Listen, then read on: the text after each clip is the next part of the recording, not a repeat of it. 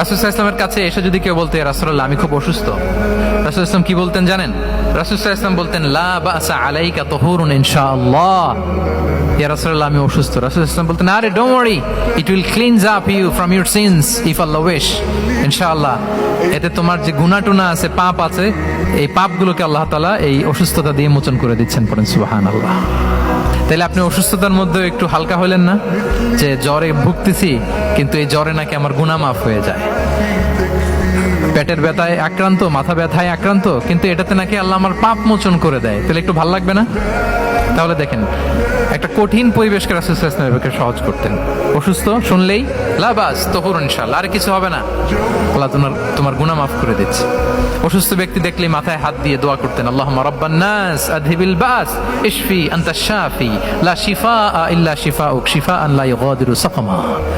উজ্জীবিত হয়ে যেত অসুস্থ ব্যক্তি।